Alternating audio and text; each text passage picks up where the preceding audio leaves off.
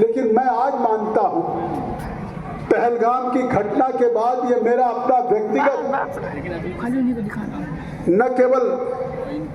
अनुभव के आधार पर अपने अभिमत को व्यक्त करता हूं, लेकिन मैं ये मानता हूं कि 14 अगस्त 1947 को उस भारत और पाकिस्तान के विभाजन के प्रस्ताव को स्वीकार करना उस समय के तत्कालीन कांग्रेस के सरकार जवाहरलाल नेहरू की सबसे बड़ी ऐतिहासिक भूल थी। और उस ऐतिहासिक भूल के कारण आज जो भारत अब तक विश्व गुरु हो सकता था, वो पहलगाम की घटना जैसी दुर्घटना का साक्षी बन रहा है। लेकिन वार है मेरे रणबांकुरे, वार है जंग आजादी के मुजाहिद और दीवानों ने जो हमें आजादी दी है, उस पहलगाम की घटना के बाद भारत के यशस्वी प्रधानमंत्री श्री नरेंद्र मोदी जी ने ऑपरेशन सिंदूर के माध्यम से जो हमारी 26 बहनों का एक सिंदूर उजाड़ने का कोशिश आतंकवादियों ने किया, जिन बच्चों के सामने धर्म पूछ करके उनके पिता को उनके आंखों के सामने अनाथ बनाने का काम किया, जिन हमारी बहनों को के सामने उनका सुहाग छीन लिया, उस सेना को प्रधानमंत्री ने उस घटना के बाद कहा आप स्वतंत्र हैं, फैसला आपको करना है, लक्ष्य आपको निर्धारित करना है, किस सीमा तक जाना है। न केवल प्रधानमंत्री, पूरे देश के 140 करोड़ लोग इस भारत की सेना के साथ खड़े हैं। ये बात प्रधानमंत्री मोदी जी ने कही। और आज के अवसर पे जहां हमने तिरंगे के ध्वज को प्रणाम किया है, स्वतंत्रता संग्राम सेनानियों के शहीदों की शहादत को याद किया है, वही अवसर है कि जिस तरह से भारत की सेना ने अपने शौर्य और पराक्रम से ऑपरेशन सिंदूर चला के मुरीद के, जो पाकिस्तान के सीमा के अंदर मुरीद के है, पाकिस्तान ऑक्युपाइड कश्मीर में, और उस मुरीद के में लश्कर-ए तैयबा के हाफिज सईद के आतंकवाद की नर्सरी का हेडक्वार्टर है, उसी तरह से जैसे मोहम्मद का के मसूद अजहर आतंकवादी जो हमारा कंधार एरोप्लेन का हाईजैक करने वाला था और जिसको उस समय छोड़ दिया गया था, उसके आतंकवादी हेडक्वार्टर जैसे मोहम्मद का जो बहावलपुर में था, हिजबुल मुजाहिदीन का जो सियालकोट में था, ये आतंकवादी के ऐसे 9 महत्वपूर्ण अड्डे थे कि जो न केवल भारत के लिए एक चुनौती थी, उस अमेरिका के 26/11 के ट्विन टावर हो या दुनिया के कहीं आतंकवाद की घटना हो, उस आतंकवाद की जननी उसी पाकिस्तान की धरती से था। और पहली बार ऑपरेशन सेना सिंदूर के अंतर्गत हमारी सेनाओं ने केवल लश्कर-ए तैयबा नहीं, जैसे मोहम्मद नहीं, हिजबुल मुजाहिदीन नहीं, पाकिस्तान के अंदर 9 आतंकवादी ठिकानों के हेडक्वार्टर को जमींदोज करने का काम किया है। इसलिए आज हम केवल अपने उस जंग आजादी के स्वतंत्रता संग्राम सेनानियों को ही श्रद्धा सुमन नहीं अर्पित करेंगे, या हम अपने उस तिरंगे को ही ध्वज प्रणाम नहीं करेंगे, बल्कि आज भारत की सेना के शौर्य और पराक्रम को भी हम सैल्यूट करने का काम करेंगे कि जिस तरह से उन्होंने भारत की आन को, बान को, शान की हिफाजत किया। और प्रधानमंत्री मोदी जी ने पहलगाम की घटना के बाद कहा था कि हमारी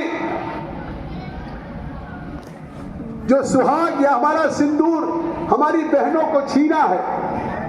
हम उन आतंकवादियों को ऐसी सजा देंगे कि जिसकी कल्पना भी नहीं होगी।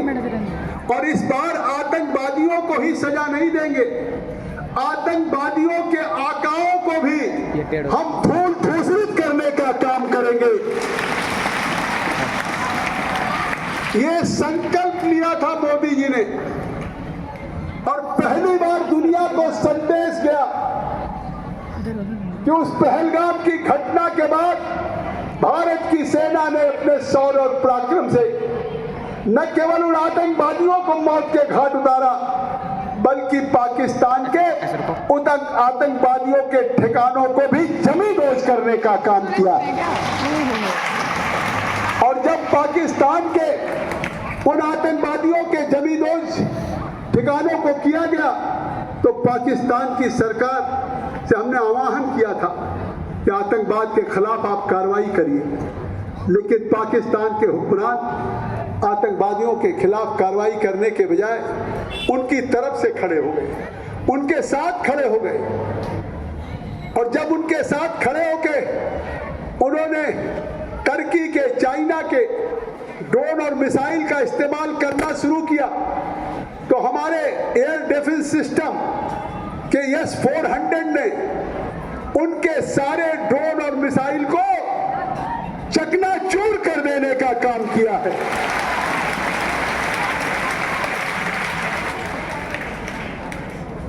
और केवल उनके ड्रोन और मिसाइल को चकनाचूर नहीं किया, बल्कि जो 11 एयरफोर्स के हवाई अड्डे थे, चाहे वो रावलपिंडी का हो, इस्लामाबाद का हो, सियालकोट का हो, ऐसे 11 पाकिस्तान के अंदर उन हवाई अड्डों के एयर डिफेंस सिस्टम को बर्बाद करने का काम किया है भारत की सेना ने। इसलिए आज हमारे लिए 79वां स्वतंत्रता दिवस का महत्व बढ़ जाता है। आज भारत का एक एक व्यक्ति गौरवान्वित और गर्व महसूस कर रहा हो कि जिस राष्ट्रवाद की बात हम करते थे, जिस हम हिंदुत्व की बात करते थे, जिस भारत की संस्कृति एक जमाने में जहां दूध की नदियां बहती थी, हम विश्व गुरु थे और आज विश्व गुरु फिर बनने का संकल्प था। तो आज इस ऑपरेशन सिंदूर के बाद ये लगता है कि जिस तरह से प्रधानमंत्री के नेतृत्व में आज उन्होंने लाल किले के प्राचीर से संबोधन किया है कि अब हमें